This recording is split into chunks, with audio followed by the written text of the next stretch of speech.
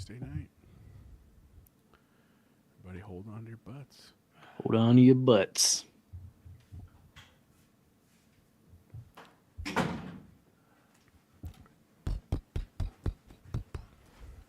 All right, I'm back. Let's do this. Leroy Jenkins. 30. The Nerd Chat, an Xbox podcast. Is a podcast celebrating all things gaming, food, and the good old days. Hosted by a group of best friends. If you'd like to find out more, visit nerdchatmedia.com. This is Cortana. And remember, don't make a girl a promise if you know you can't keep it. As always, Spartans, see you online.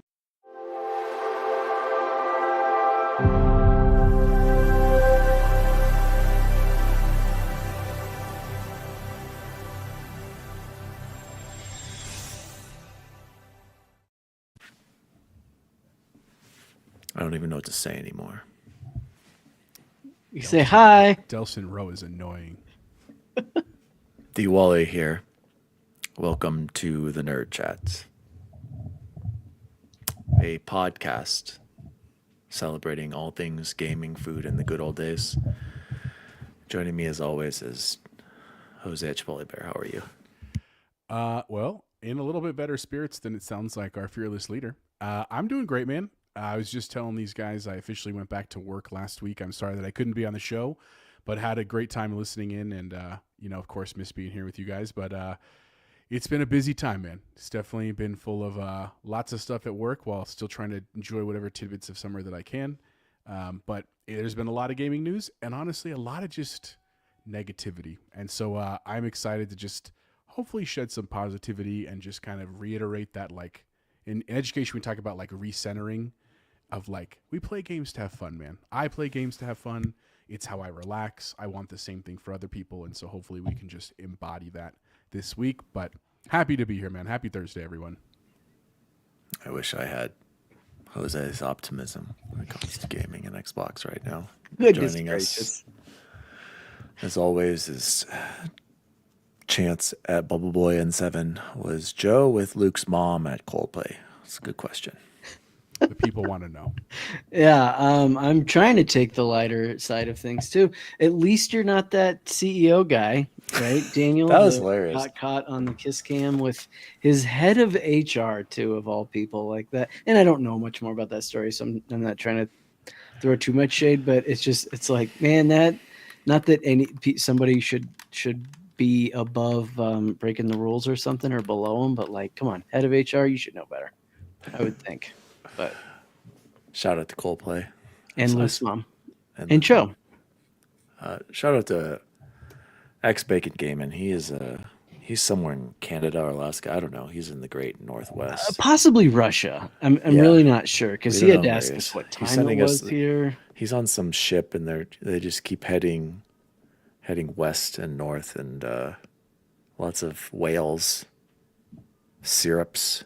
Is that what those were? Was it orca whales or just but like a serious whales? amount of whales? Not like you're like, oh, it's like 100 yards away and we see this like little dip. It was like, yeah. If you were in that water, that'd be terrifying. Like that's why I don't go in the water. 100%. Exactly. Shout out to the chat. Todd, Narrowness, Bob Murray, Bacon's in there, Freight Conductor, Emotionless Taco. Let's all agree to be really positive and hope for the best, guys. God damn you, Emotionless Taco. And then I get 3 replies there, of course, every time. Why? I don't why? You know what? Speaking of positivity, let's start with PERMABANS, Jose. Well, I can't pull up the banner. It'll cover Chance right now. We need something for Perma. We haven't done PERMABANS and GGs, and it's been too long. It's been too long. PERMABAN, I got one for it. Insubordinate and churlish. Thank you. That's a good one. Substitute teacher. What's that actor's Key name? and Peele. Keegan Michael. All right, let's keep going. First PERMABAN. My tag says Delson Rowe is annoying. Delson Rowe is the main protagonist or antagonist, if you will, in infamous Second Son, Chance. Oh, okay. That's right. Okay. Voiced by Troy Baker. I'm not Gotcha. going to lie. I can't stand this guy. No. So I'm permabanning Delson, first of all. And one of Troy's not good acting performances because he's annoying. Or maybe it's good, depending on how you look at it. But the real reason, the real permaban this week is unskippable cutscenes that Sucker Punch production chooses to enforce on you in their games. We saw it in Ghost of Tsushima, and it's very present here. This was the beginning of it on PS4. I read articles on this, Chance. It's because they're doing background stuff and loading in the background while you're watching these forced cutscenes. I don't care. Okay. If I want to skip a pointless dialogue or read it quickly and move on, let me move on. I'll deal with a cutscene. But I swear to God, if Ghost of Yotei has these unskippable cutscenes as well, it's unacceptable. Dang. I'm tired of it. Okay, let me ask you. Wait, no. Everyone's before you say anything, Jose. Everyone's like, "Oh, you don't want to enjoy the story, Dan? You're too good to watch the cutscenes." No, that's not what I'm saying. I'm saying I pay attention to that stuff, but if I can read it and do it a little bit quicker, let me do it. Dan's very literate. It's very true. Yeah. Mostly. Very or mostly. And more to that, Jose. If you want to do another playthrough, like you have to for the platinum chance, what do you have to do? You have to sit through them again. Yeah. You can't skip it. If you're going to force it, you got to let me skip it the second time, right? Because I guess supposedly in Ghost of Tsushima, you could do that, but I never did that because Lord knows I'm like, once I'm done with this one time, I'm not doing it again. Yeah, it was like you and your wife the first Correct. Time. But let me ask you this. Devil's advocate question. No, there is no.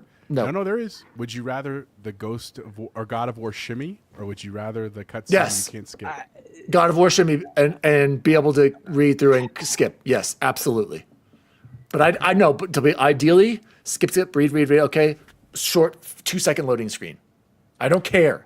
So I'll be honest with you, Dan. I'm actually with you on this one. I'm still playing Tsushima right now. Oh, you see? I'm playing it for the first time because I'm playing it on PC. Shout out to Bacon. And I'm actually really loving the game. And I don't mind the cutscenes that are related to story. Correct. That doesn't bother me at all. The side stuff. It's the mini missions. It's not even the mini missions. It's when I'm like, I love just driving through the country because it looks gorgeous. Like, truly the PC port, shout out to Nixus, like, it is a gorgeous, gorgeous game. I know it was on the PS4 as well. But literally my favorite thing is when you find like a bandit group of like 3 dudes and you slice through a couple of them, then you finish them, but then you have to free the like person they had hostage, and it's like a legit 20-second cutscene for them to just be like, "Thank you so much," and he's like, "Get to safety." And I was like, I get it, man. Like, I just want to hit X and let me back to the world, and you don't need to load anything. Yes. It's still loaded. That part is a little frustrating, I will say. That's the only negative thing I have to say. The rest of the game, everything else. Exactly. Shout out to PlayStation. Yeah, no, shout out to Sucker. That's GG's. Shout out to Sucker Punch. They make good games. The gameplay when you're doing your cool powers, Chance. This is my first Infamous experience, by the way. I've never played any other games. So okay. Very fun, awesome. The shooting power, and by the way, playing as an Infamous guy, way better than playing as the good guy. You get cool powers where you're just smoking people. Yeah. The neon power where I'm just running like the Flash, and then the airways power where I'm just flying around the city. So much fun, just fun. Great gameplay. But then you just the forced cutscenes and the brother and the story. It's Sucker Punch has a lot of talent. I have to give him that. It's a very well made game. HDR is a little bit off. I'll get more into that later. But anyway, GG's back to Sucker Punch for making fun, well-made games. I'll have more to say about Infamous later. So they're my PERMABAN and GG for the week. Oh, another GG's. PS5 streaming, boys. It's just way better than the Xbox. I got to be honest. Really? You can stream easily to YouTube. You can stream easily to Twitch. It's very simple. It works instantly. You see comments popping up as you're streaming. Xbox doesn't have that function. Why? I don't know. So you don't have to have something running on like a screen out the side watching your own stream to be able to see comments. It's just so much better. It's the whole capture system in general is far superior on PlayStation and streaming on PlayStation. And it's bad on Xbox. I'm just Have you done the Steam Link? Like with an iPad or anything like that, or your phone? What is that for? It's just with Steam. It's the same thing, No, he's but talking with about Steam. consoles. He's not talking about PC. I know, and so I'm asking, like, Oh, because have I used anything? You've done it with PlayStation. Have you done it with? Oh, have I streamed on my PC? I just use OBS when I do it on my PC, which is also easy and works great. So no, I've not. I've not So done Steam Link. No, I've not done Gotcha. that. No, Okay. and I've not used any. Only thing I use in Steam is I'll look up achievements a little bit. That's the only thing I'll ever use. Gotcha. So, but Todd Oxshire, let's get Infamous Collection of Modern Systems. Is it worth a chance? Go ahead, Chance. Answer that and then do your permaban for the week. Yeah, I think it would be. I mean, in terms. Shout out to Kevin Ainsworth. Hold on, Bubble Boy. Shout out to Kevin Ainsworth. Aren't you supposed to be recording your new show right now, Kevin? Yeah. Or taking over this show? Realistically, I thought that's what we were going to do. Dan's a PlayStation fan, so we need an. Do they hold up? Like, are you having fun? Then yeah, they should. And it sounds like you're having fun because you're saying they make great games, and so. Well, I would say they should. This was a PS4 game, but fun fact, you guys, the first achievement, the first trophy I unlocked on this was back in July of 2015. 10 years later, I revisited it. It's kind of crazy. So, Chance, give us your permaban for the week if you have any. Yeah, dog hair. I don't know what it is. That's a good one. I don't know what it is right now with our dogs. It might be still like the 4th of July, and then we had a lot of thunder right after that. I think fear and anxiety make them shed, maybe. I don't know. But the amount of dog hair, I'll just like wake up and it just dog hair everywhere. And I'm allergic to dogs, so it doesn't work well for me. So that's my permaban for the week. Next dog, I've said it to Ashley 1,000 times. It's like next dog, if there is a next dog, is going to be or Labradoodle. Hypoallergenic. Yep, yes. 100%. Which typically means doesn't shed too. So Also permaban. Shout out to Sucker Punch. They did a great job. They did their best to make the DualSense, but remember the shaking, the scrape, the spray can, and spraying it. My God. Yeah. And the damn speaker calling you. It was so annoying hearing that phone call me through this damn speaker. God. Yeah. Like, just why? Exactly. Tired. Ban the speaker and the PS5 controller. Jose, what's your perm ban? Well, initially it's the weather. It's been so.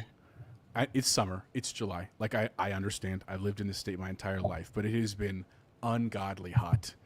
My lawn is suffering. I got my Denver water report, and I'm not using more than I need. Shout out to Denver Water, but it's just also absurdly hot. And at work, shout out to my FM. He's amazing, but they only allow us to turn on the air so much in the summer until people are back. So it's just not comfortable. And I'm a large man, and like I had to wear pants the other day because I had to go to a freaking interview. You had to wear pants?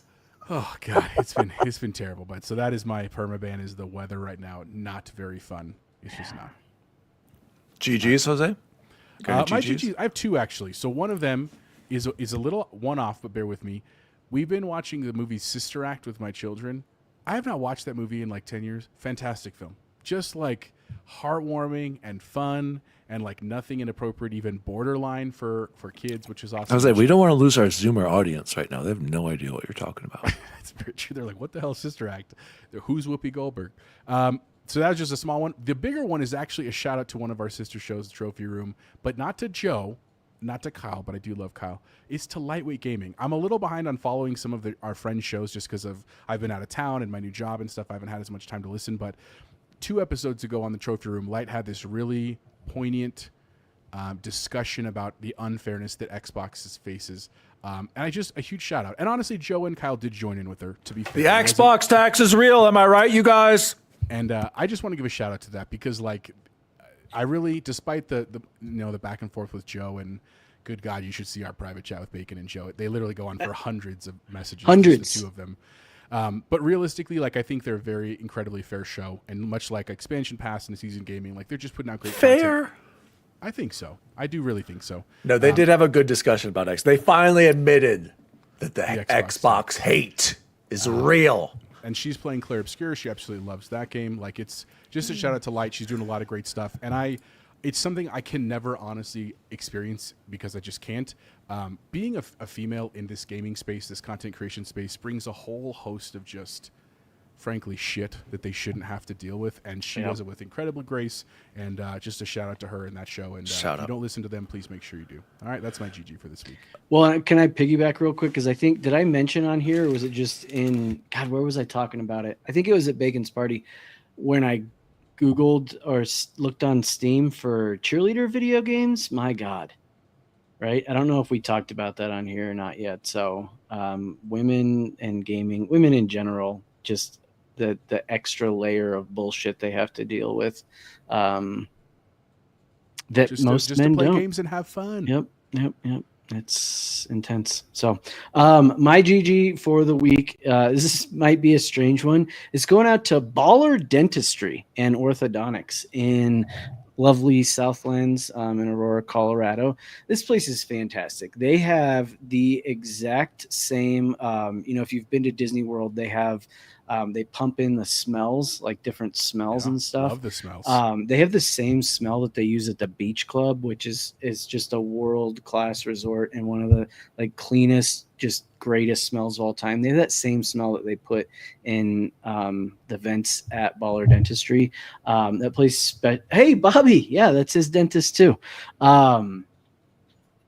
They just do it top notch. Like everything is, they treat you with like white glove service. They're doing Cora's orthodontists.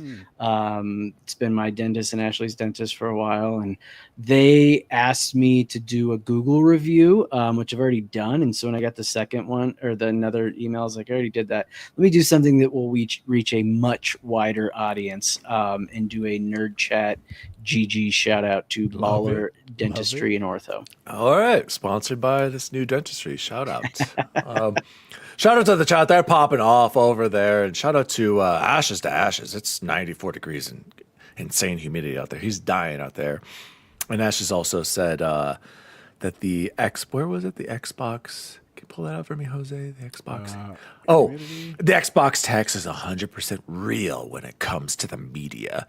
It's all because of evil Microsoft. You got that right, Ashes. Also, shout out to Eric. Apparently, he's got bacon hostage up there in the north. Eric said this is Canada speaking. Literally exact opposite. You want bacon back, you're going to have to admit that physical games are superior. I think they're literally 6 hours. Them, they're 6 hours apart, right? Because isn't bacon 2 behind us and Eric's 4 ahead of us or something like that? Canada's big. 3 or 4. So, all right, Jose, let's move into Xbox news for the week. Forgot about timestamps, too. Timestamps. God dang it. Timestamps. Somebody go back and let me know when we started PERMABANS, please. News story number 1. Game Pass didn't kill Xbox. It was AI, Jose.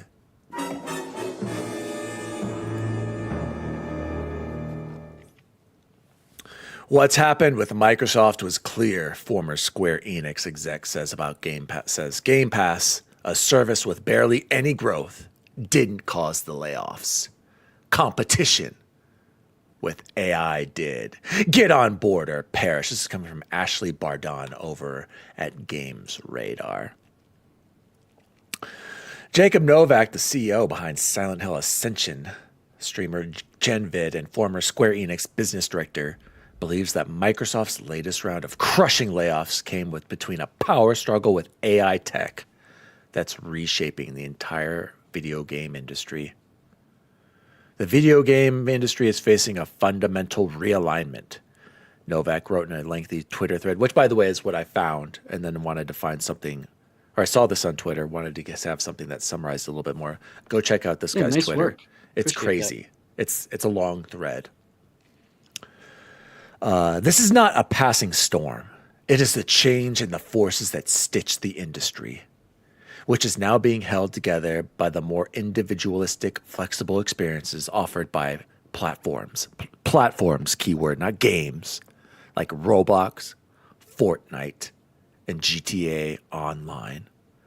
While Novak rejects the idea that Roblox could ever fully supplant a more a determinate video game, like something like Elden Ring or Dark Souls, in the same way that movies or televisions did not go away with the advent of YouTube, but he believes that Phil Spencer is staring down the barrel of an industry that's changed drastically since he greenlit Perfect Dark back in 2018. Enter AI. What happened with Microsoft is clear.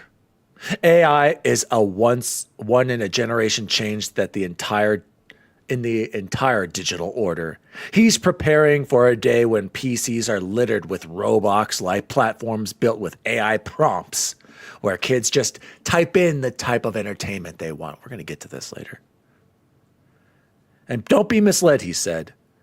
The industry's problems can be chalked up to a Game Pass. Can't be chalked up to a Game Pass, a service with barely any growth, Bacon.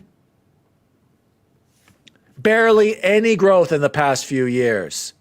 The platforms with the most creators and players generate the most value.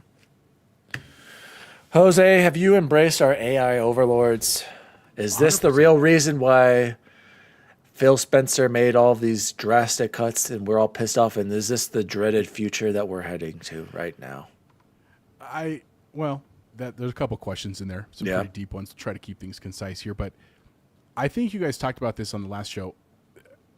I can't definitively say what level Phil Spencer played in any of the cuts. I'm sure there is some. What's your theory, Jose? What do you think, Phil? How he made these choices? Because talk to us. So here's the reality. I think, and this is just me, and what the hell do I know? I'm not in the video game industry, but just from the outside looking in, Microsoft went to him, whether that's Satya or Amy or somebody else, whoever Phil's boss is, probably someone that we don't actually know, and they said, look, you got to cut X amount of dollars of studios. You can choose whatever you think is that thing, but you need to do that. And as much as I'm sure that probably hurt him, and I'm not just trying to blindly defend Phil. I don't know Phil, right? And Phil is still a businessman like everybody else, but I do like Phil.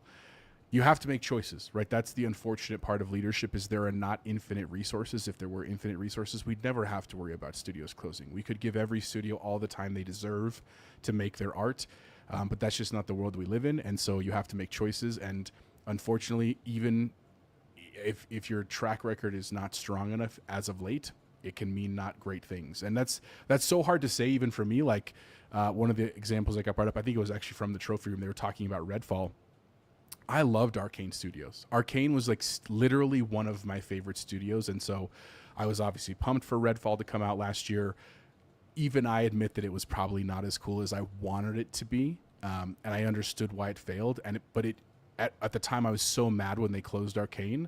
But stepping back now and looking at everything that's happened in the last year, like they're being very critical about what studios are putting out and the timelines that they're on. And if they're not making things, it sucks. It really, truly does suck, because it's all based off of like graphs basically and charts, but there's just nothing safe anymore. And so, coming back to the article, because I didn't mean to take it back to the last episode, here's the truth.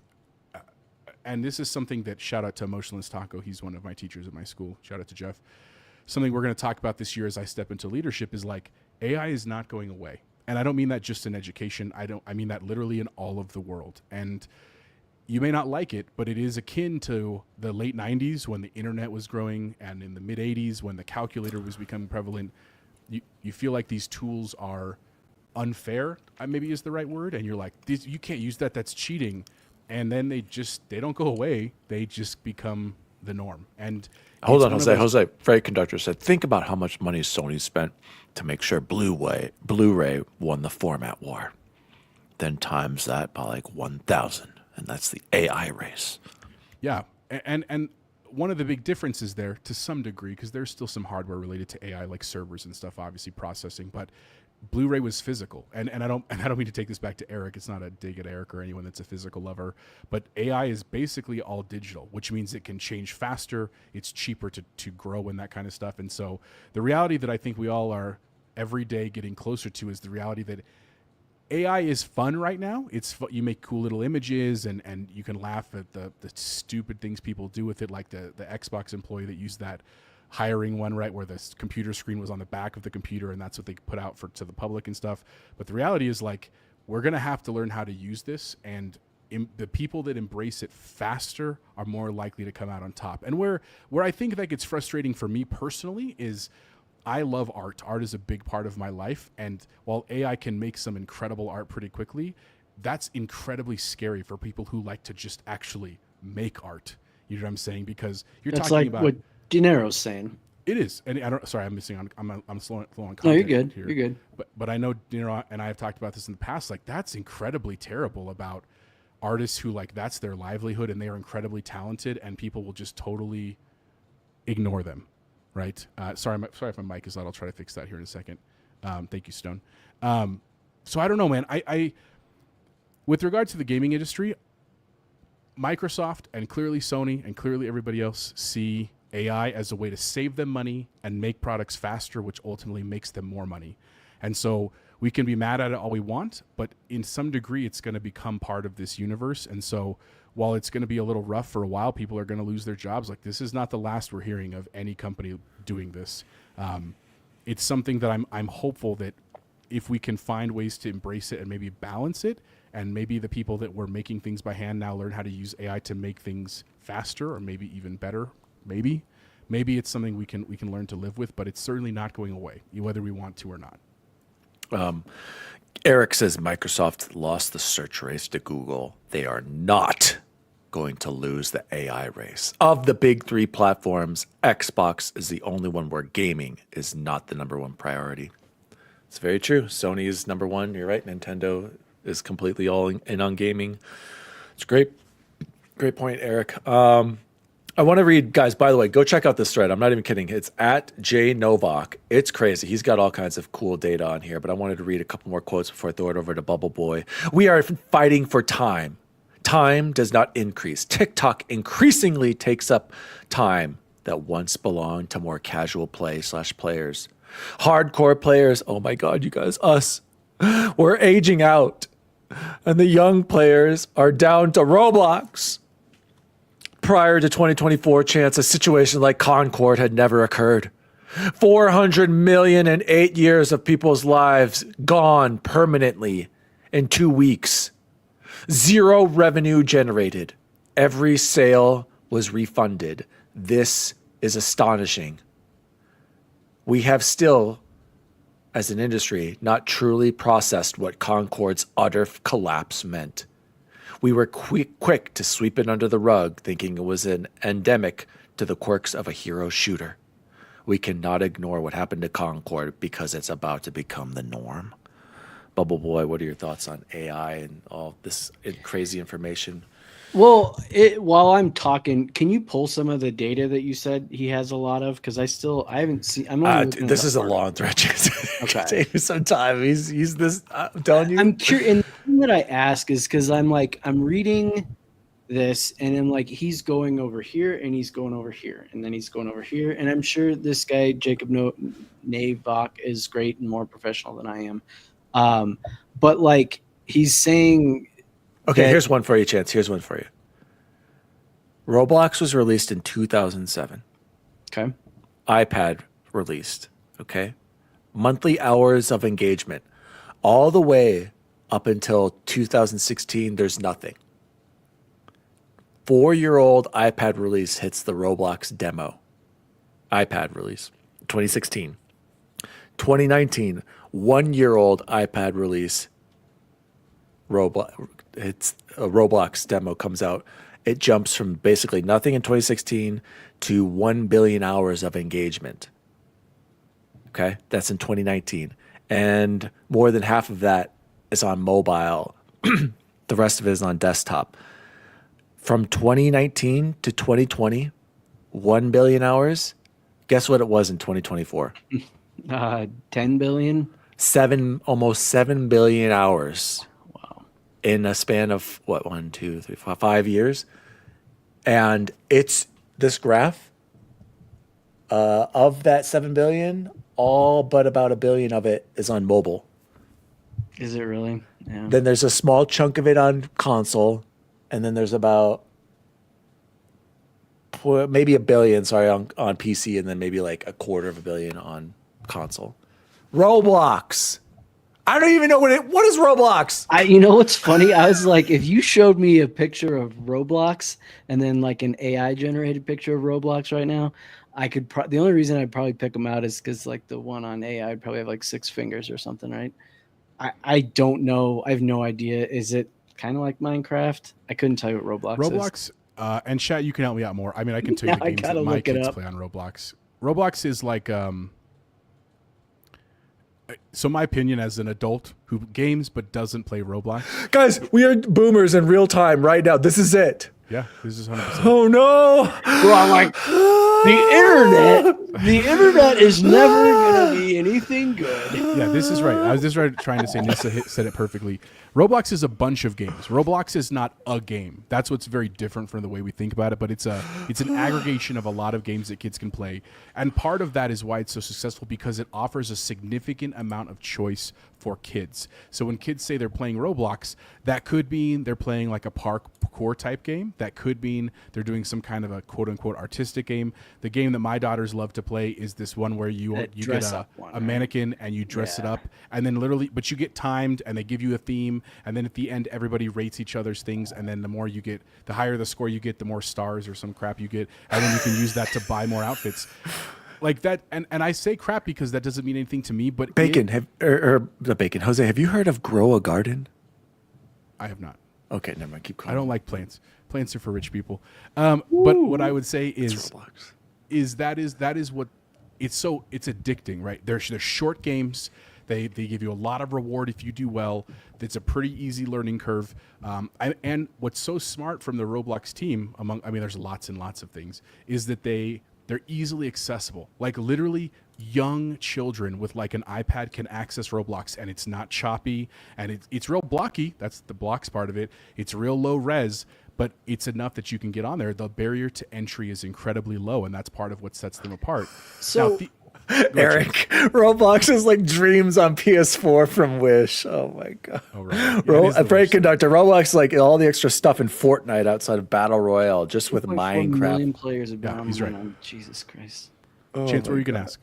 No, so I appreciate that, because I really didn't know. But then and maybe I'm nitpicking like this guy's kind of word salad over here. Dude, you gotta read this. He's saying he's calling it individualistic and flexible experiences offered by platforms like Roblox, Fortnite, and GTA Online. Yeah. How are those individualistic? I think the whole idea is that you're playing with a bunch of different people. And then maybe you get to pick what you want to experience. That's what he's saying, the individualistic part. Like in Roblox, you can pick the game you want to play. And that's what I'm asking. Am I just nitpicking the word choice that he used there? Maybe. But Fortnite's like that too. Fortnite offers so many different game modes, and there's the music. There's Lego Fortnite now. There's all kind. But look at guys. So then I'm curious, because then the next thing he does is he's like, well, it's like how movies and TV didn't get destroyed by YouTube. So is he saying it is going to get destroyed? No, he's saying traditional games aren't going to be destroyed, but they're not going to be. It's going to become the less common way people are gaming, right? Yeah. Jose? I think that's maybe. I mean, not less common. It's going to be. We're seeing what Microsoft is doing. We're going to see less small small focus games. We're going to just continue to see the big releases, and just like PlayStation's only going to release one exclusive a year. So think because it doesn't matter. And this is another a whole different line of thinking about AI and the video game industry. So when we were young, and again, we're all 40 for the record, for anyone's new that's listening. I don't think there is, but if you were, Dan's freaking out. He got one gray hair on his chest, and that's it. When we were kids, and it was like my birthday, and my mom, because I played then get in here, Luke. If you've got these thoughts, jump in. Yeah, Luke, if you want to join, please do. Someone send him the link. Okay. When I was a kid, my mom took me to the toy store and said, you can pick any game you want. And I looked at all of them, and I picked my game, whatever. But at the time, and again, guys, this was in the 80s. No, it was the 90s. that was mean. There was a limited number of games, because developing a game took a significant amount of know-how and a significant number of resources, which most people could not do. Over the last 20 to 30 years in gaming, not only have companies developed the ability to make games faster with digital tools, I'm not saying necessarily AI, but common engines like the Unreal Engine, right? The Frostbite engine, they can do it faster, but not only them, so can individuals, right? Theoretically, if Dan was really driven and he said, I want to make my own game, he could make his own game. And if he got really, really lucky, like the Balatro guy, he could literally retire off that one game, right? But the difference there is that when we're in the world now, there's so many games that just. What's up, Luke? Great entrance, Luke Lohr, everybody. He's here, Xbox guys. expansion He's here. pass. He's professional. And he's in the market podcaster. for a new light. Sorry, too, if you Jose. have Sorry, any Jose. kind Keep of going. lighting. No! No, it's just Luke. It's just Luke. It's just Luke. Okay. Oh my god. I was like, if we got Joe again, I was gonna lose it. Oh my He god. just finished playing Rivals with me. So Oh my gosh. No, my point was that basically we saw the market do this thing where it was really a low amount of games and then it went up and it did this for a long time. And now it's kind of coming back down because the people have found, like we've talked about last week, I stand by my point that people have found mostly their multiplayer games. Yes. And it's not that I single can't player do more games than COD now. are dead. It's just that like we're being much more picky. Like even, and I'm not trying to be mean to Dan, Ghost of Yote looks like a badass game. It's gorgeous. It's probably a good story. And even then, Dan's like, if this thing isn't great, I'm not playing it. And that's a game that's like renowned. So if you have a game that's unknown or that has a lot of bugs, it's a very hard market to succeed in. And so this Like is why Redfall. I think AI is something that is going to become proliferated because it allows creation faster. Right. And it's cheaper because if you make something and does people don't like it, well, AI made it, let's have it make it something else. And I'm not saying I like that model. I think that's a scary model, but I think that's the reality, the way these companies are thinking. So anyway, Luke, great to see you, buddy. Welcome, man. Welcome to the show. Luke Lohr at Insipid Ghost from Xbox expansion pass. Everybody knows him. Luke, let's Well, let's but hear it, Luke. before, can you confirm or deny was your mom with Joe at Coldplay? I cannot. Well, actually, you know what? It wasn't. It wasn't this time. So we're a little offended. And please, you know, it's like, wait, you're cheating on two people, but like, Well, you know, we had to. The people needed to know. I don't know if Yeah. you saw the beginning of the show, but there was a lot of. Well, I mean, hot it's in your debate. it's in your Oh, tag boy. right there. Cheers. Well, you said you had a lot of thoughts. You didn't want to type it out. Let's hear it, Luke. Let's hear it. Just let it all out. Because I was in transition, you know, breaking my light and getting on here. Can you tell me the principal question to make sure I answer the right thing? What are your thoughts on Microsoft's clear move to AI and how it's going to impact gaming? And what I was talking about before you got him was like, as a teacher, right, as an educator yourself, like this is not something going away. And so Yes, I'm correct. going to have a healthy number of my own staff probably very trepidatious about it, which I understand, and that's my job to help them. The reality is it's not a The it's not a boobers. yes or no. It's a yes. We have to learn how to deal with this, and that's kind of the philosophy I'm thinking that these same companies are doing with AI and gaming. But that's my Got thoughts. it. You tell us what you think. So I actually, I'm going to self brag only because you guys are educators. And I think you'll appreciate it. I had my teacher of the year interview today. Hey. hell I'm going yes, up bud. against 86, 85 other teachers and for our area. But I did well. And this question came up, which was really cool because I felt properly prepared for it on the education side and on the gaming side, largely due to the Discord conversations that we've been having and watching this discourse go around. So I don't ever want to be the teacher or the developer that says AI is bad, never going to do it in the way that a teacher or a business person might have done. And this is credit to Jampack Sam, you know, Microsoft Excel, don't do that. That's taking jobs away. Don't do that.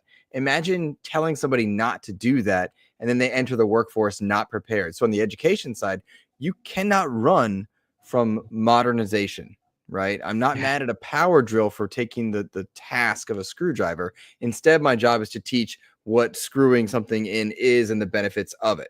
So, you know, I don't think we should be running away from AI in any way, shape, or form.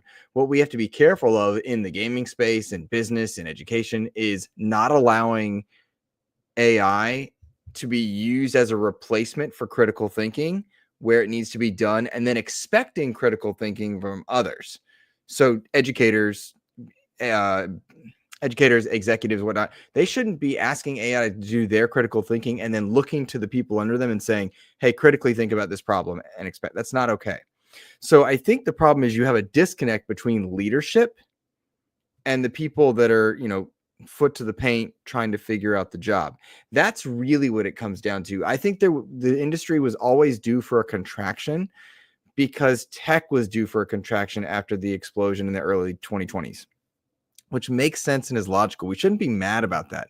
What we should be upset with is the double speak that comes from leadership sides, from the saying one thing and then the next day doing the opposite. Jim Ryan did this. Phil Spencer seemed to do this with Romero Games. That's what we should be more upset with. And I was listening to y'all's show. I caught the VOD or the audio maybe 2 days ago, and I was hearing, I think it was Dan. Dan, this might have been you. You were very Was he anti-Phil loud? Spencer. Was there a lot of loud and yelling? A lot of yelling. Okay, then it was Dan. It was Dan. Phil Spencer, going to Romero games, and then the next day, like, why not say it to them? And then the argument, I believe, from I think it was Bacon's, was that this may not have been Spencer's decision, but the buck does stop with the president, the leadership, right? So I think what we need to do as a culture, doesn't matter if we're talking education, gaming, is acknowledge AI and its value, but not allow the double speak to be taking place. Developers should not be in a place where they think they've got job security. They just put out South of Midnight. It's doing well. It got decent reviews. They just put out X game, or they just had a visit from leadership, and leadership was happy that you're hitting all your benchmarks, and then you're gone. What that does is it destroys developer faith and workforce faith. Jose is going to have to deal with this very soon. He's going to have to say something and then change his mind because his district's going to tell him something, and then his workers will lose faith in him. That's the balance of a good leader and a workforce. The bigger problem in our tech side, our gaming side, is that there's such a disparate nature of pay scale and living realities, because when your pay scale is so different, your priorities and realities are different. Then you're damaging lives without realizing it. So to loop it in and to encompass a bigger thought, AI is not the problem. AI is not the issue. It is a tool to be wielded and used, just as tools have always improved. And it took away jobs making railroads at a point. But there must be an adaptation and not an allowance of double speak from anybody. But I will tell you this, guys, the consumers that are involved, no one knows how many jobs Microsoft laid off or PlayStation laid off or anything. The standard consumer is barely aware of Marathon, barely aware of Concord. So, we are just talking out of our butts and nobody really cares. You know what I mean? Okay.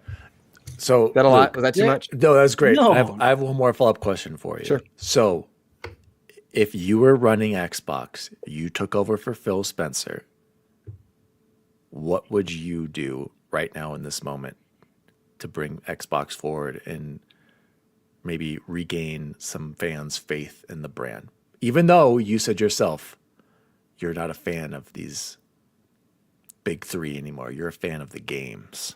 But what would you do right now? What would your advice be to Phil Spencer right now? Phil, I know you're listening. Pay attention. I think, with respect to and I've had the pleasure of meeting Phil 3 times. I don't feel like he's in charge right now. Right. I think this is a Microsoft, Big Daddy Microsoft, and grooming of Sarah Bond to take over that approach. Xbox had to contract because, I believe, again, I want to credit your show. It was you guys that, I believe, Todd Oxford was pointing out the profitability versus the workforce numbers. If we're going to be and put on our analytical hats, Xbox was spending a lot of money to make smaller amounts of money. It's still profitable, but making smaller amounts of money than other aspects of Microsoft. I still think that's BS, by the way, because Microsoft was doing just fine. What does need to happen is a conscious effort to shrink projects. So if I'm in charge, I want to shrink project size, Great project point. depth. Already. I think that's step one. And you look, South of Midnight and Avowed are good examples of them maybe already having an initiative on that. Like those are smaller projects. There's no way to argue that Avowed isn't smaller than Fallout. There's no way to argue that South of Midnight isn't smaller than most games. But Luke, I think why Hellblade did those 2 games take so long to come out? I think that was a technology shift. Okay. I think it was a technology shift from when it was going plays, when it was remote work. The technology of Hellblade 2 is now fostering other things. That doesn't mean it's okay. And where I agreed was Matt Booty is the figurehead that I'm aware of that needs to be doing a better job at curating and streamlining the process for getting these games out. There should not be Everwild There should not be Starfield, Redfall running into roadblocks along the way or being dragged out. Sony made a very good call in canceling Concord, but that was smart because no one knows what Concord is outside of the podcasting community, right? They plucked it, pulled it, gone. It's a fleeting thing. And certain projects should be canceled sooner.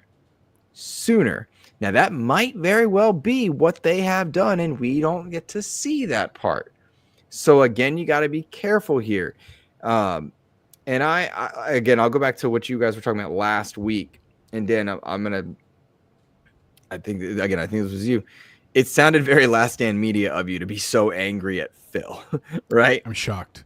And I will tell you, when you have a chance to sit down and have conversations with some of these people, and then you also see them in corporate mode and you see them in please the fan mode. Like, I've had real conversations with Phil on two of the three occasions. Phil is the coolest guy ever. I would love to meet him and talk games. Don't get me wrong. But Jose. Well, Hogue did make good points on the most recent Bitcast. Yes, I listened to that. I pointed that out. Yes, you did. You did. And Hogue, Phil Spencer reached out to Hogue's wife when Hogue had his stroke. Mm-hmm. Now, what other? Can you imagine any other random video game head of Nintendo, PlayStation, Microsoft, any studio doing something like that? No. Mm-hmm. So there is. Trust me.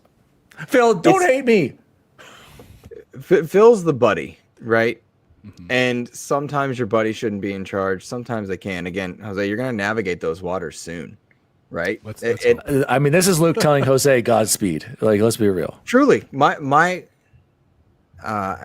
be that's what I was my saying. Closest friends are in charge of my school. They're principal. Yeah, it's like that's what you sign up for when you sign up to be the head coach or the principal or the boss in charge. That all the good and all the bad at the same time. Like, and honestly, the good you probably you need to give away and say, nope, it wasn't me. This was all my teachers. Nope, it wasn't me. It was all my students. Wait, something bad happened. Yeah, that's on me. I wasn't watching close enough. But he knows.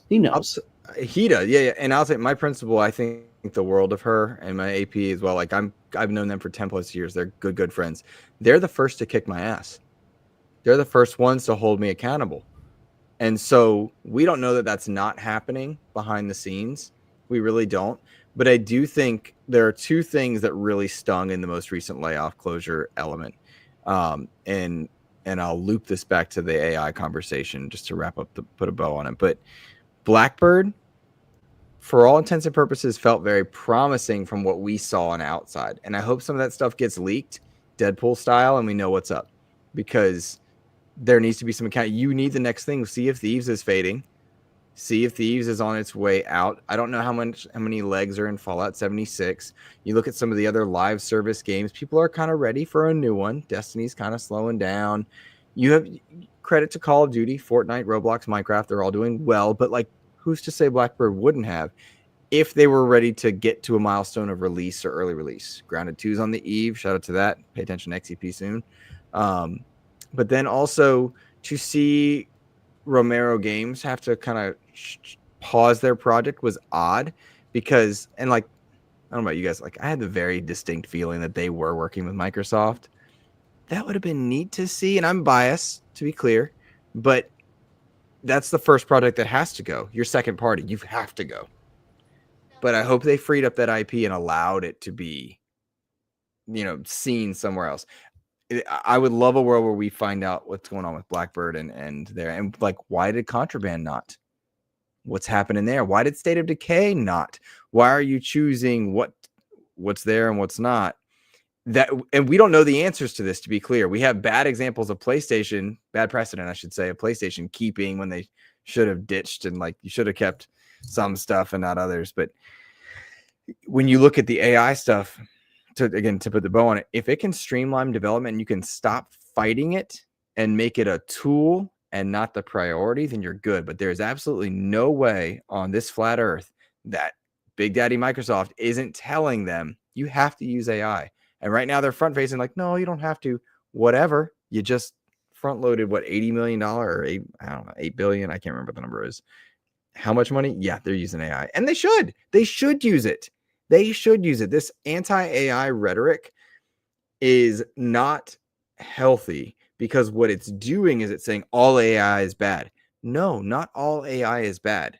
Some AI is bad. Some AI is misused, and that's not good. You shouldn't pass over an artist and then make some slop and say this is it. You shouldn't be a Microsoft executive saying, hey, Copilot, I just got laid off. What are the best ways to do it? No, go stub your toe and have diarrhea. That was a terrible thing that guy did. But there's a lot of ways to make it useful and a tool to foster art, not replace art. Great discussion. Guys. Dizzle. Dizzle. Any other closing thoughts? I think those. Sarah Connor is shaking her head. We ended on that. You got to remember, it was AI that helped them win that battle. Just to be clear. No, and I think kind of to bring it around to like what our world is too. I think that I've said this before when I talked about the anxious generation stuff and how we just have to create the seatbelt for it, right? And that hasn't been done, I don't think, at an industry standpoint. I think in individual teachers' classrooms it has, like Bobby had asked earlier, like, well, how do I teach them in a way that helps them use it and not abuse it, kind of thing. I think that video game industry and maybe the entire entertainment industry just hasn't quite figured out what their seatbelt is. That's going to keep them from having all this fun in this car, but not go through the windshield when things kind of start to go off the rails a little bit. So I think that's coming. I think we're just too smart as people to let it bury us. But if and when it does, praise be Legion. Praise be Legion. Oh wait, Luke doesn't know who Legion is. He doesn't get that reference. Excuse me. He's never played Mass Effect. I thought you tried it one time, Luke. I thought you. I have. Yeah, I have. I just put it down. I was very bored. I played 1 and 3. It just doesn't click, and like that's the worst part. That's fine. Boys, you know what it's like to try to do something that you know everybody. Are you loves. still playing Final Fantasy 16? No. Okay. No. Okay. No. Redeemed. All right, guys. Great discussion. Let's save the news for next week. We've got a lot left. Let's save them. We'll get to those next week. We spent a lot of time on the AI You want chat. to talk about the Mortal Kombat movie? Are you kidding me? Not right now. The Trophy Room PlayStation podcast said Luke is a bad what? Namor? Like I objectively am not a bad Namor. Why? I don't Marvel get Rivals. Right. Okay. So we got to Grandmaster pretty comfortably back when we were playing ranked. We've gone back into ranked. Joe and I are very capable in ranked, but he gives me a hard time because I always want boosts for my character. Luke, do you mind if we do a news segment sponsored by Orgain protein shakes? Yes, because I'm drinking Quest proteins. So if this is a better one, you tell me about it. Never mind. Jose or Chance, we have a shout out from Big Box 1431, Bubble Boy. I'm a man. I'm 40. He wrote in last week about our show. Dear Nerd Chat, a PlayStation podcast. Please read the following and tell me if you think I have a legit functioning time machine. 1. Sony Bend ditches Days Gone to work on an open world live service game that uses the lessons learned from Days Gone. Horde technology? 2. Helldivers 2 releases and becomes one of the biggest surprise hits of the generation. 3. PlayStation announces the production of a Helldivers movie. 4. PlayStation cancels Sony Bend's live service project. 5. A month later, Sony Business Briefings 2025 lists Sony Bend as an evolving multi-genre studio, not shuttered, not exclusively single-player focused. 6. Arrowhead Studios announces that they're moving on from Helldivers and going full third party. 7. Ellipsis. 8. Profit. PlayStation canceled Sony Bend's struggling live service IP and put them on Helldivers 3? Do I have a time machine? Yes or no, Luke? I'm gonna level with you. I'm really trying to follow what was going on. I in front of me, I'm lost. He's saying, You're like ellipsis. is Sony Bend working? Have they secretly been working on Helldivers. On Helldivers and promoting the Helldivers franchise. I hope No. not. I hope not. Yeah. What has Sony been doing this whole time? Joe, if you're still in the chat, what has Sony been doing? Are they working on Helldivers? They laid on off 30% of their studio, what, a month ago? Am I right in Is it saying only that? a month I ago? don't remember. I've been lost with all the layoffs. Sorry, Lou. Go ahead. Keep going. Yeah, they laid off 30. I can't imagine they're working on Helldivers 3. That just doesn't make sense. Doesn't Arrowhead own that IP? Horde technology? Isn't there hordes in Helldivers, if I'm not mistaken? Horde technology and live service are so different. Big Box, Joe is laughing at you. He says, LOL, no, they are not. All right, sorry, Big Box. Thanks for writing in. That was the new segment sponsored by Orgain Protein Shake. Shout out to Big Box 1431. Gentlemen, let's jump into. I love Big Box, and normally he fantastic, well thought out. Does PlayStation own Helldivers? Couldn't follow this. No. Do they own the IP? No, Arrowhead does. Okay, then so that's what Todd Oxter said. No, Todd, if they want to make Joe, do they own the IP? Get back to us on that. I worry for them, to be honest. So Okay. Joe, maybe they are working with Helldivers. I'm just throwing it out there. I don't know why at this point if they're going full third party, but no. Guys, let's jump into what have we been playing and or watching. Do you guys mind if I go first? Have you played Infamous Second Son, Luke? Oh, yeah. I platinumed that bad boy. Early days, PS4. Loved it. So yes. So like I mentioned earlier, I first played this back in 2015 when I got my PS4. For some reason, played up until the part where you had to shake the spray paint can and tag something. I missed it. Will you do it again? You had to shake the controller and tag. Daniel, what are you doing down there? It sounds inappropriate. Tag. Jose, you got that timestamp? You good? Yeah. Okay. Supposed to shake it. Dual sense technology, guys. It's got a speaker Listen, I and haven't everything. played very in many there. video games, but I know you're not supposed to shake the controller like that. Anyway, I beat Infamous Second Son in July 2025, PS5 Pro, PlayStation Plus redeemed game that I must have gotten who knows when. I'm going for the platinum right now. Of course, you have to play it again. That's true. This game is a solid 7, maybe 7.5 out of 10 for me. It had cool powers, fun combat, fun traversal, but it's held.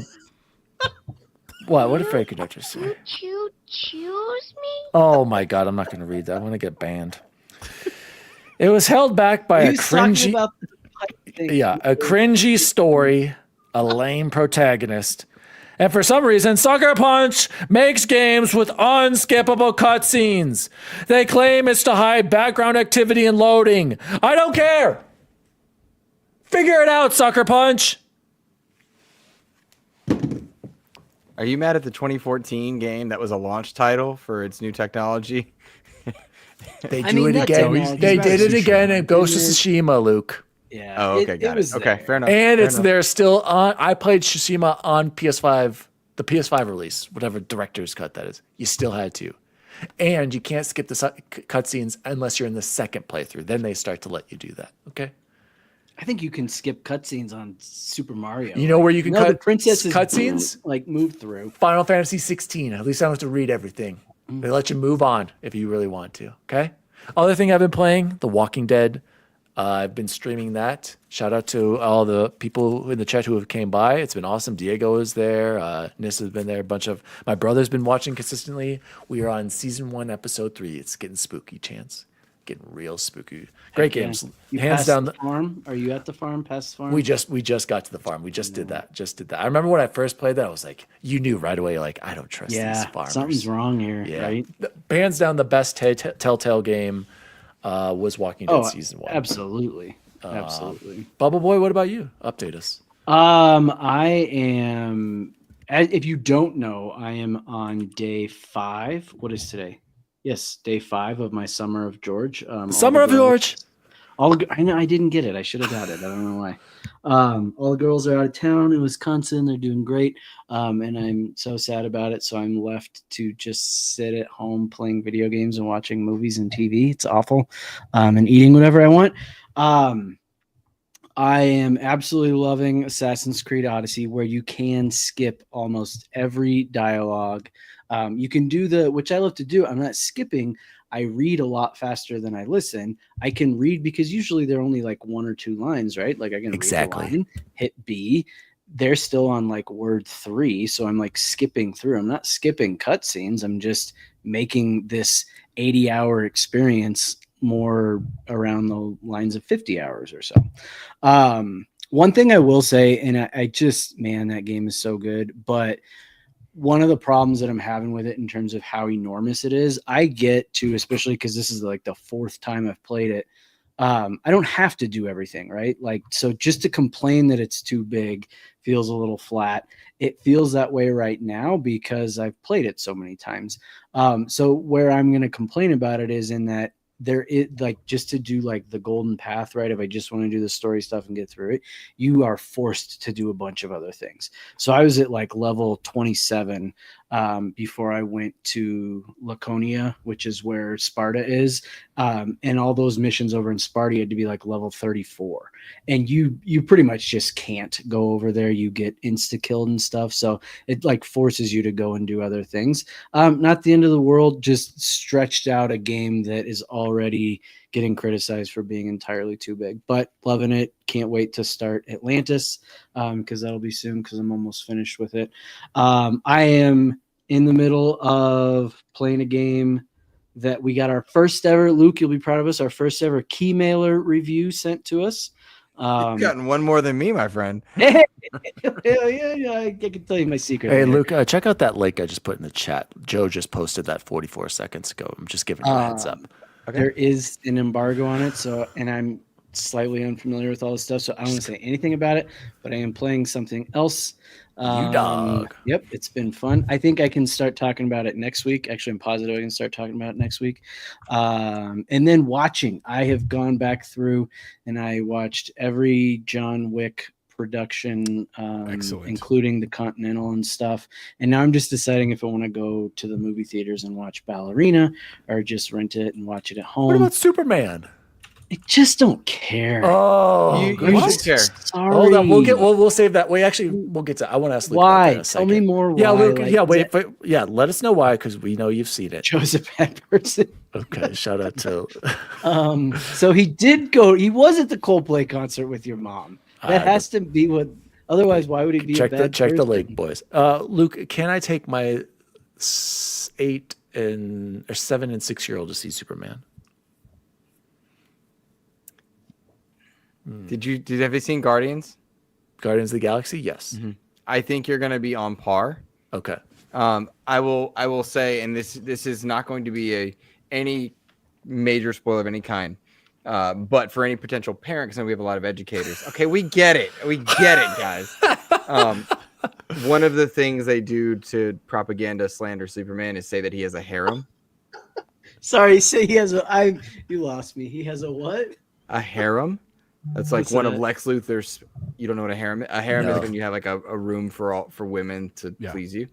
Oh no, I had no idea. Clearly, I You've never heard that term before? No, never. Oh, it's never had a need for something like that. Nope. I wasn't sure I I didn't say deserved you it. had a need. So they say that. So they will say that. So you might have to answer that question.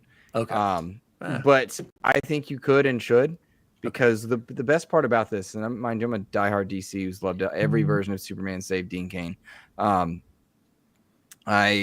This is a very happy movie, and it's about hope and joy, whereas the others were about like a god trying to manage himself. This is about a man who has powers, and it's a very different approach. And so I hope you enjoy, or you take them, and I think they would kind of find a love for it. You know how Marvel was really relatable for a while? Like that's the benefit of Marvel heroes. They're very It's so flawed. funny you say that, Luke, because I've been rewatching the entire MCU. We've been watching in chronological order. We just finished Endgame. And I got to say, watching them again, some of these jokes, Luke, they suck. Like the writing, I'm like, was I laughing at this in the theater? You were, Like, but you're older. And why is your question really? mark? Yeah, anyway, I'm just like, I don't But know. okay, so new origin story. You got to stop right? watching Last Stand, man. That's what's getting you. Is that true, Luke? What's the question? New origin story. Yes. And yes. So like that feels hard to get on board with. It I'm should not. trying to be too why? judgmental. Like all comics, it's a tweaked version, and there's no Yeah. reason it shouldn't. I think you should give it a shot. And Chance, I think your money would be well spent. Like I really Okay. do. Have you gone to My the little theater yet brother- this year, Chance? This decade, I don't think. So I've I done a don't movie I, theater. I don't do movie theaters. I have panic attacks whenever I go, but I force myself Yeah. for certain events. Like Same. it took me several tries to see TMNT, but like I sat down, I watched, and I left, and I watched people be very happy. You know what I Okay. mean? Yeah. The dog is a It- terrible dog, and you love him. You know? Okay. Go ahead, Luke. What else? Oh, go ahead, Chance. No, I just and I read a really cool article about like why Superman just isn't more popular, and I think it's one of the things that I took away from it was it's hard to write something compelling for someone who is all powerful and Who's so invincible? Yeah. This one's invincible, not right. This one's not. They've depowered him from Okay. Single Standard. Now, And- Chance, I'm gonna offer you something. Hit me. You've recently given me a gift. One of the games I've been playing is Far Cry 3, which I love. Far Cry Blood 3. Dragon. No, right? Not yet. Not a diss. I love Blood Dragon. I know. But you got me back in. You know what I mean, Chance, by mentioning it on last week's show. I think it was maybe the week That was before. me, but thanks. Thank you, Chance. I appreciate you. Luke, I'm a man of the people. That's what I'm here for. So here's what I will say. You gave me that gift. If you go and you do not like it, and I trust you, I'll pay for your ticket. Or I'll send, Whoa. or I'll send. That's like I'll send- $40. No, I didn't say popcorn and drinks. Not paying for his harem to go with them. Yeah. What I'm saying again, is, now that I know what a harem is, I can assure you I have no. I'm gonna use go for say that to one. Allie. See how she but responds. I'll pay for your ticket, Chance. Wow, Truly, that's- if you that's- don't like it, I got you. I love Okay. DC. I want people to love something that I love. Same. I try to defending it. Oh, I also Same, look. there you go. It's only Same. like 2 hours and like 10 minutes, Chance. It's not like excessively long. We've got a good runtime here. I appreciate that, Luke, and I am too. Me and Jose both, unlike most people, I was a fan of the WB DC. Most of that. I love stuff. them. The Flash, So Supergirl, Arrow, great shows. yeah, Nice. and I can appreciate. I'm glad. So I think you got me, Luke, where it was obviously the paying me back, which won't happen because I'm sure I'll like it. You're so right when it comes to it's a comic book, right? People that complain about how many Marvel movies there are don't understand comic books, I think, because the amount of comic books that come out every single week and every single month and even every single day, and the amount of rewrites and multiverses and all that kind of stuff is entirely too overwhelming to keep track of. So I think I can wrap my head around a new origin story. Does it still have to do with Kansas? Because I am a Kansas boy at heart. Yeah. Yes. The things that make Superman are still there. And Jose, you saw it, correct? I have not seen it. I only knew that thing about the origin story because of some spoilers that I saw. I didn't see the full spoiler. Is I that a just saw spoiler? No spoilers. No, I won't spoil anything. What I'll say, didn't- bud, every comic book superhero has to be reinvented to be modernized. Right? Sure. You just have eventually Captain Sure. America is not going to work because the Nazis will be so far in the rear view. He's Sure. going to be showing up at January 6th and stopping a riot. Like that's what he's going to do. God, God, I hope so. Can he? Can Superman fly around the world fast enough So to reverse whatever the? I promise you this, bud. If you look at the Superman movies in their history, they always rewrite his power set and what he does. and whatnot. Interesting. He threw a cellophane S at Zod way back Okay. when, or at Ursa, but whatever. Just give it a shot. Give it a shot. Cool. Luke, go ahead. What else? What have you been playing? Far Cry 3, as I mentioned, and I think I was on the You're show welcome. 2 weeks ago. Yeah, thank you. On Vince, what? again. What platform? Right now it's on my Xbox. How's it running? Did they upscale it at all, or is it just 60? It doesn't here it look is. good. Like it's very strange. Like the benchmark of a good remaster remake is that it looks how you remember it. I'm looking at it on my beautiful OLED screen, which I didn't have on the 360, right? Yeah. And I'm like, Yeah. but I'm enjoying it. The need for an all access handheld is rearing its head because I'm putting a ton of time in Splintered Fate on my Xbox, and I've surpassed where I'm at on my deck. And so it's like, I wish I could just merge the experience. And then I've been playing a lot of, this will sound silly, guys, but like I just wanted comfort food. been really stressed about doing this teacher of the year portfolio, 12 pages, and then the interviews. And I did a lot of research and prep and decided I was going to do my boards and go to get my master's. So I have a lot of work ahead of me. Master's, doctorate, kind of in one fell swoop. But Good for you, Dr. Lohr, I love it. That's the goal. Sick. That's the goal. So I'm Not a real doctorate, but just doctorate, guys. Not a medical kind doctor. of a doctor. Hey, can I get a soundbite, please, Jose? The one about Gary and what he needs to do. He needs to shut. He made me cut it. I had to get rid of it. The shut the bleep up, Gary. That was your best one. The best one. Yeah, it was my favorite. And that was a good one. But yeah. So I've been doing comp reviews. So I've been playing one of the cool things about the Doom 1 and 2 collection is you can go and play old mods on it. And so the people that I interviewed and got really excited about, I went back and found their stuff from like the early days of Doom, and I'm playing their campaign. It's the best Doom I've ever played. It's like so good. Awesome. I'm like, oh wow, that's neat. That's awesome. But beyond that, I'm just enjoying playing with my puppy. She's new, and just we're watching American Horror Story. I saw that episode you guys were talking about. That was rough. Crazy, right? Like I was not ready for that when that came out. It's the show. Yeah, that episode I was not ready for. But the show is fine. It's fine. Okay. It's so predictable that I'm just like, all right. And the sad thing to me, and maybe I'm way off, it only goes downhill after the first season. I'm ready for Welcome to Derry. That's the horror show. Me too, Luke. I'm pumped for that one. Let's go. Yeah, I want that one. Yeah, I want that one. How's the wife doing? She's good. She's got a really gnarly scar, here to here, really gnarly. It's funny because she's fine, right? Like she did 2 hours on the bike today. She's doing things, playing with the puppy, but I had to cut her chicken for her. You know, like that's why she's on disability. There's like just some things she physically cannot do. But we're well past the helping get dressed or any of that. So that was short lived. And she's doing great, man. She's doing great. We're gonna do the other arm for her in December. So we're doing this again in December. But it's stable and she's doing great. She can't go back to work for a little while longer, another month and a half, I think. But Gentle Stone says rub pure vitamin E oil on the scar. Or have you started the conversation about maybe tattooing Batman gauntlets on each arm? Just throwing that out. Yeah, she did. So we did talk about tatting it today, actually, but she's like, I can't see it. Everybody else can. It doesn't bother me. And I'm like, what bothers us? Oh man, Jose, what about you? What have you been playing? Wait, before I throw it over to you, Jose. Luke, when do you go back to work? When does your school year start? I don't feel like I've stopped because of this portfolio and meetings. Yeah. And stuff. I will go back early August, I think. Okay. Maybe second week or so. But I've kind of been there a lot. Yeah. When do the kids go back? 25th of August. Okay, so later. Okay. You got some time. That's ours are August you got 7th.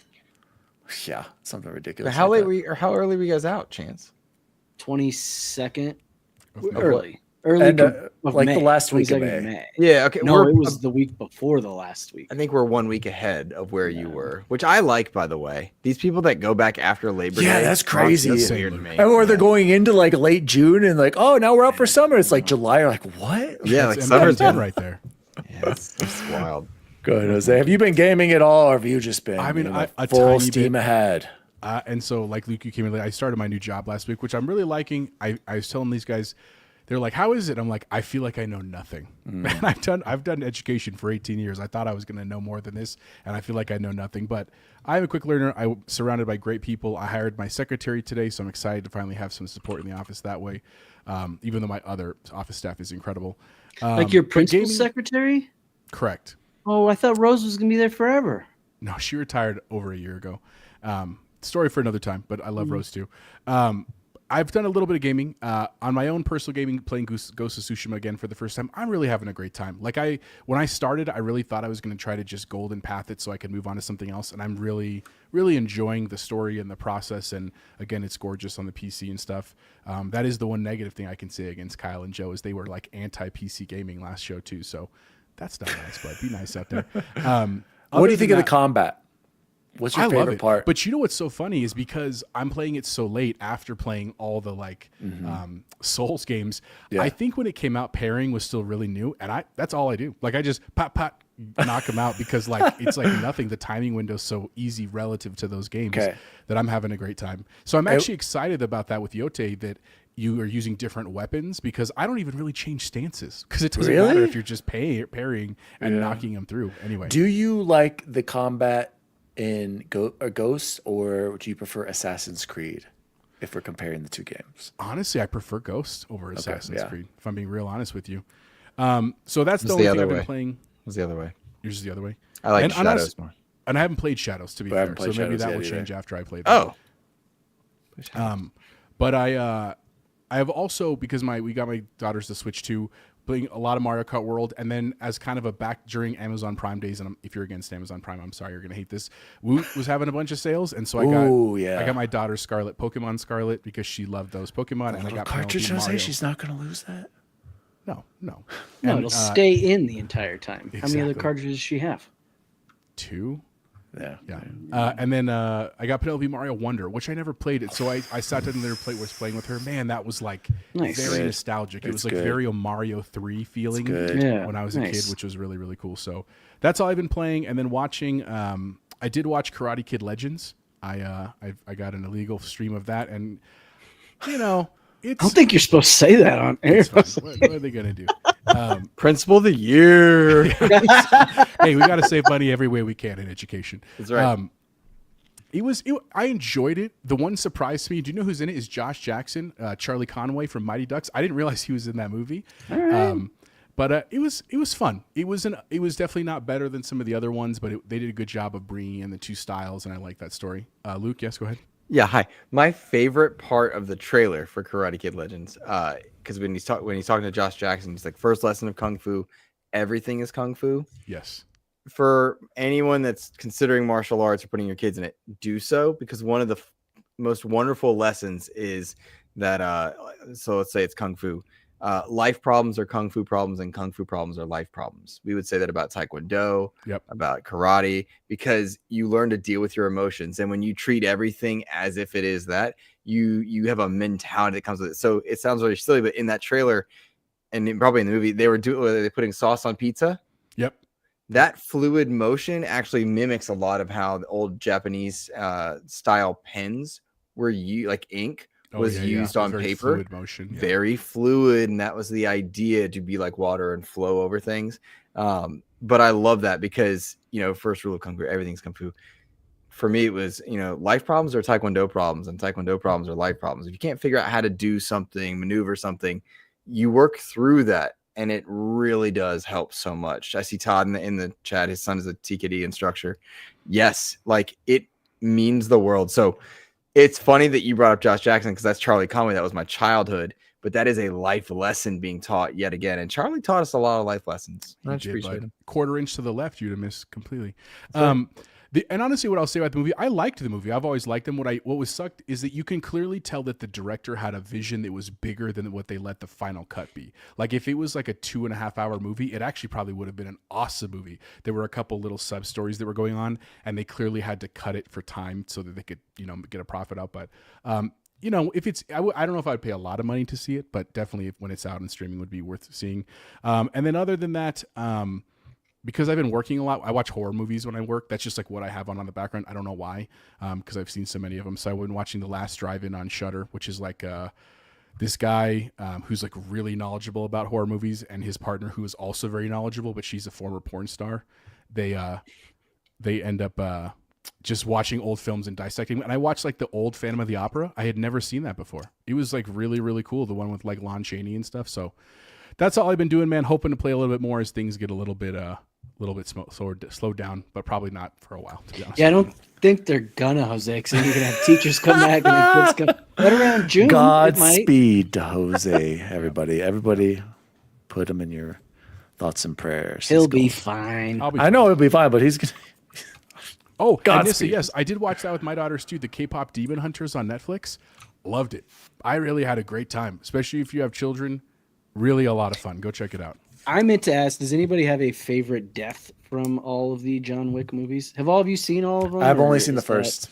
Okay, I well, think I've seen 1, 2, 3. I don't think I've seen 4. okay. 4. I want to. Very long. Oh man, I sat down to watch it today, thinking I had all the time in the world because every other one's like right around an hour and a half to 2 hours. This one's 2 hours and 50 minutes. Whew.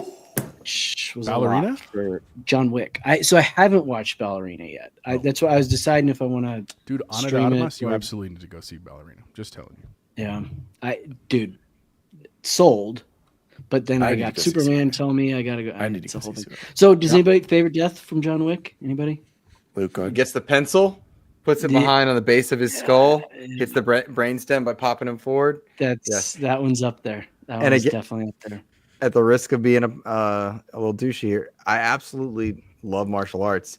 Quite a bit of what is used in the John Wick films is practical martial art stuff. Now they flow it together in this crazy way. Sure. But I also want to submit the idea that this is actually the Matrix 4 isn't just all the John Wick movies are just Neo going, you know. Didn't the Matrix 4 already come out though, for real? Nope. Dan, we no, don't nope, acknowledge we that. don't acknowledge it. It was terrible. I could've sworn I saw Truly it the in worst thing theaters.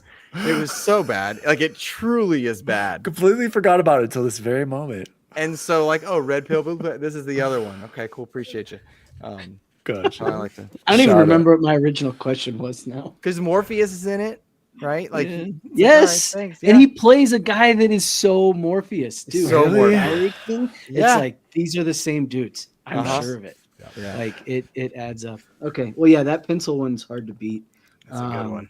I loved because this was the first time I saw 4, but 1, 2, and 3 were all like multiple viewings.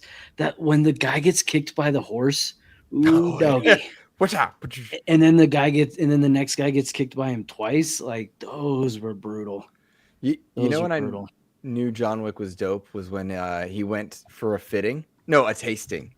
He went for a tasting in John Wick 2 to get all of his equipment. Yeah. Dan, do you know what I'm talking about? Yep. No.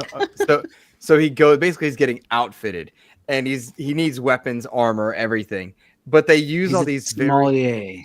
he needs all these wonderful, eloquent terms. He goes, for dessert, Yep. something robust. Yep. You know, they give him this like, baller shotgun. Yep. Like something punctual. Is this evening wear or for daytime? Both. He's like, is this casual or tactical? He goes, tactical. It's just like, all right. It's the coolest. They really are good movies. And I the stair gotta scene, catch up. I gotta watch. stair scene in John Wick 4, yes, absolutely. And I thought it was There's a good, 4? yeah, I thought it was a good, well, technically 5 and a miniseries. Yeah, spin-offs. I thought it was very video game esque and inspired in for the top down one. Yep. Right. And it was almost like in that game that they made, I forget what it Hotline was. Miami. It was like 8. No, but they made a John Wick game too Yep. that was Oh, like yeah. that. Oh, heck. 8. Yep. Yes, Hex. Not great, nothing to write home about. But I thought it could have been a nod to that because it's all this top down. It's worth your time, Dan. Yes, it's 2 I hours know. and 50 minutes, but watch it. And as Jose said, as someone who hasn't seen 5, Ana de Armas is in it, so Yeah. I guess you're gonna I have don't to know. I watch don't know, it. Chance. I'm gonna have to get Allie away from watching Very Cavallari. I don't know if that's ever gonna happen. Huh? Just started that. Shout out to Chrissy Cavallari. Is that Jay Anyway, Cutler's wife? Yeah, ex-wife. Let's close the show like we always do with the best food we had this week. Jose, I think, did you add one? No, that was last week. Never mind. Actually, no, I do need to add one burrito, please. One Chipotle burrito. Gotcha. And I'm trying to think what was the best food. Yeah, freight the dragon's breath stuff for sure. Because I was like, you can't hit this guy. How are you ever gonna get? Oh, dragon's breath. Yep, that could do it. Didn't do Call it. of Duty Dragon's Breath? Is that where they stole it from? It's like a shotgun. I It's know. okay. And Bobby, we were talking about all the John Wick movies have Morpheus in them. Lawrence Fishburne plays this guy named the Bowery King, and it's like he's like not really a mentor to John Wick. He's I don't know. Shout out to Todd Oxtra. Arby's potato cakes are legit. I don't even know what that is, Todd. Sounds good. I mean, I go to Arby's for the beef and cheddar personally, but and the Arby's, the curly fries. Nissauer ground beef quesadilla. And De Niro Pereiro, I'm watching a show no one has probably ever heard of. Chespirito, a show about the life of a creator of El Chavo del Ocho. LOL. ESPN del Ocho? That's the 8th Chavo. No, it's like he's like a very famous kind of like comedian is the best way to describe him, but he's very famous in like Latino countries. So I know what you're talking about, De Niro. I saw that. Shout out to Captain Logan. Yeah. In the chat.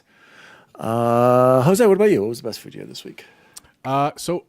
Funnily enough, I hadn't been there a long time. I also went to Arby's this week, just on like a random whim. I was driving by an Arby's, and I like the just regular beef sandwich with the Arby's sauce. Arby's sauce, yeah. Very it's good. Always honestly, good. It's always it good. It is. I never think to go there, but it was actually very, very good and very fast, which was nice. The other thing I did try during one of the mornings on the way to work, I did try that spicy McDonald's breakfast sandwich. I thought it was good. I didn't think it was amazing. Like, I honestly probably wouldn't get it again. Part of that is also as I'm getting older, like I have to watch foods that will give me like severe heartburn. Like, it's a real thing. Jose, because you're Mexican, I'm assuming after we told us earlier, somebody mentioned it. The Takis, isn't that at Wendy's or something? Who got Daniel, that? Chance got that. I would not get that because that would kill my heartburn. 100%. Okay, Chance. Okay, I'll wait. Go ahead, Jose. So that's what I had. It was great, man. Other than that, just I actually trying to eat a little bit better now that school's going on. Like, there's a lot of things in this job that could probably kill me, and so try not to add food to that list right now, which is good. Damn it. I'm gonna save Chance for last. Luke, what was the best food you had this week? I hate when first of all, I love coming on your show. I don't get to do it. This is the best segment. Everybody looks forward to this, Luke. Y'all eat too much fast food. Protein bar? Is it Yeah, actually, you know what? Yes. I really enjoy Lohr bars. They're quite good, very simple. Quest protein shakes have been taking good care of me. I'm cranking up. Whoa! Okay, somebody, the gun show. I didn't realize that. Intimidate his way into that award. That's right. Did you do push-ups in the interview? Just like watch this. You just start check this. 20. No, but it took a lot less time. Lesson plans my ass. Yeah, they were so efficient. I got to go work out with the high school team today, so it was nice to get it back in the weight room with them because I'm a beast. No, I'm very basic, so like I just I did want to ask if y'all had that Superman Blizzard at Dairy twice. Yep. Both of them have. Delicious. I need it. Yeah. Listen, if you like what cookie dough, you do now that we know you're a Superman fan. It's vanilla ice cream with blue food coloring. But it tastes different. Like heroism. It does. It tastes like winning. It tastes like red laser eyes. Nice. It tastes better than vanilla ice cream. I don't know how to explain it. All right. Very nice.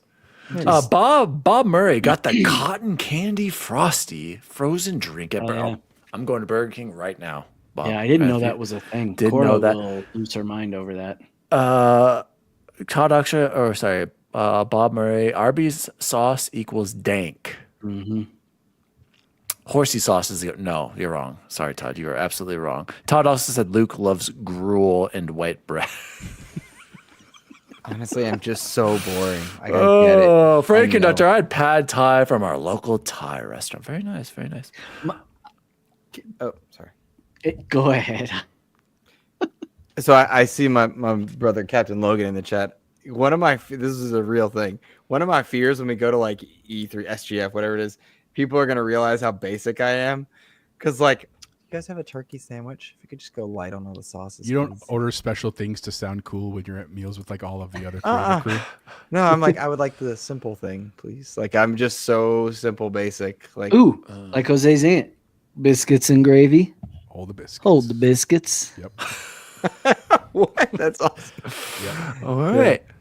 Todd Oxter, the How to Train Your Dragon Whopper. Look, you didn't have it, Todd?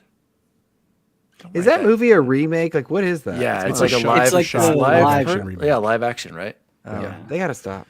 Oh, I forgot to say, I did go Which see the real dragons they used. I don't know if they had permission to do that. That's probably PETA's up their butts about I that. know. Like, I don't even know where they got them from. Chance, talk to us about this best food Listen, you've had this week. yeah, I need to know the it's- review. Do I need to go get this? Because I really want to go get it right now. Okay, so here's the thing. It is fantastic. The Takis, the Wendy's hot chicken Takis, whatever. It's got some cheese and some corn and stuff on it. The corn, I Corn? didn't. Yes, corn. Like because I think Can they're of trying to do corn? like a street corn thing. Oh, okay. Go ahead and get it. You're not going to be disappointed. Okay. You're also not going to be blown away. What you get with it is a bag of Takis. Randomly, had no idea that was coming, and Fuego fries. Now, Fuego fries are friggin' S tier, and they literally have a new bag that they have to put them in because I swear all they do is they just take fries and a bunch of Takis seasoning and just right, What and do they they don't do have again? to. They don't Can you have do to that again spit for on us? it though, but they just shake it up. S tier to the max. I did it with sweet and sour sauce from Wendy's and some ranch. Ooh, yeah, Is sweet and sour. absolutely S tier. So those Fuego fries were the best. Tonight though, I had Dairy Queen backyard bacon burger. Dairy Queen's burgers always hit. They just do. And Really? I paired it with because I was so pissed off at Dairy Queen. My parents went right before Cora and Annie left. I was like, "Ooh, give me that dirt cake one with the gummy worms and Oreos." You had to be online to order that. My dad's like, "Can you just pretend I did?" I ordered it like, no. That my dad's like the last person to ask to do Can't something use the like app, that. yeah. I will never forget when I was like 3 and we went to McDonald's and because he works for Visa and he tried paying with a credit card and they're like, we don't accept those yet. And he was just like, are you kidding me? What is this, like 1970? And it's probably like 1980 something. But anyway, long story short, they would not make it. He's like, well, can I get like a chocolate blizzard and can you just add some gummy worms? Or we can only put gummy worms in if they're ordered on. I'm just like, I was gonna boycott it. I didn't, and thank God I didn't because that thing was fantastic. So they use, which is not my favorite, the chocolate soft serve, and then Oreos and gummy worms and like chocolate, dude. All that And chocolate. the gummy worms, they're small, so they don't get like too frozen. I'm telling you, that was that was absolutely incredible. The other things I did have the spicy sausage McMuffin. Amazing. Glad I tried it once. Probably wouldn't get it again. Same as Jose said. I do think it's worth your time to try once, though. Had my Colorado burrito from Tata's Burritos because I was over in that neighborhood after my visit to Baller. And what am I forgetting? There was one other. I'm a terrible human being. Oh, the Sonic, the dill thing. Oh, the dill burger. Yeah, whatever. I mean, if you like dill pickles, No, it's a pass. it's like putting dill pickles on a burger isn't weird. Like that, that's not a thing. But the dill fries or the dill tots that I got, again, just some dill seasoning. Great addition. Very nice. Well, gentlemen, this has been the Nerd Chat episode 220. Game Pass didn't kill Xbox. It was AI. My name is Daddy Diwali. You can follow me at Daddy Diwali across all social media. You can follow the show at the Nerd Chat Podcast. Better visit our website at nerdchatmedia.com because we are not renewing the domain. We got to pay these insane Streamlabs fees. So go check it out now. And Jose, where can people find you? You can find me Chipotle Bear everywhere, and right now you can find me really a lot of hours at work, which I'm very happy to do. Like, all jokes aside, I'm actually really excited about this job. It's just going to be a lot of work for the first couple of years while I'm learning it. But before I go, I do want to shout out two things. One is I showed the others this came in this week. My official paper copy of Game Informer. I resubscribed once they announced they're coming back. Really loved just to see video game media. Like someone said it earlier in the chat, and I can't remember who. I'm sorry. You can tell me if you're hearing it. It was really when we were young, video game magazines were everywhere. And like, it was one of my favorite things at the grocery store, at Barnes and Nobles, to just look at like EGM and Nintendo Power and Game Informer. And I understand economically why a lot of them didn't survive. And I was really sad when Game Informer stopped publishing. So the fact that they're back, I'm really excited. So excited to have this and keep it as artwork on my wall and stuff like that. The other thing I do want to quickly, of course, shout out our awesome friend Luke, not just for joining us, but because he probably won't toot his own horn even on his own show, but to be considered Teacher of the Year for your state, you're talking being like in the top 3 to 50 of like... Not state, school. I'm not there yet. Luke, but you're headed that direction, and being able to do that, like, it takes a lot of effort beyond what all teachers already do, which is an insane amount of work. And I know his kids love him. I'm sure his leadership loves him. And on top of that, he's a great content creator. So huge shout out to Luke and everything going on this year, and wish you the best of luck, man. Can't wait to see that victory trophy. But you forgot to point out that you yourself are a National Teacher of the Year award winner. Yeah, that was a Sorry, Luke. Luke. There's been some time, but he got one of them big fancy fat checks. Yeah, he had a fat check. Yeah. The Bought a Milken, mansion right? with it. Literally Milken? bought a Is mansion that with what- it.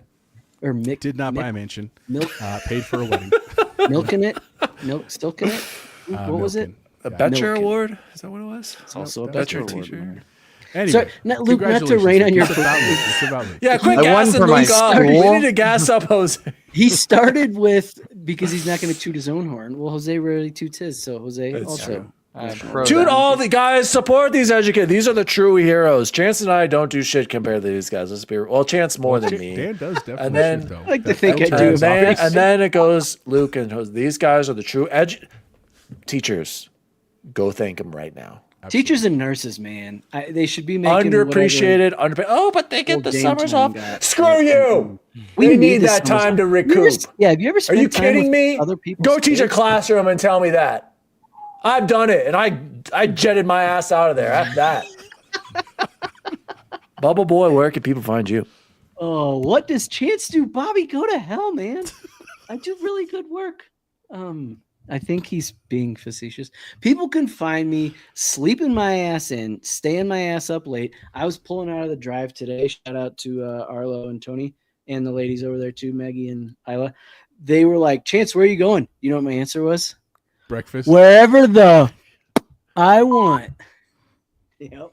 So that's where you Summer of George, aka Bubble Boy Summer. And joining us once again, jumping in, appreciate the in-depth conversation. Luke Lohr, Xbox Expansion Pass.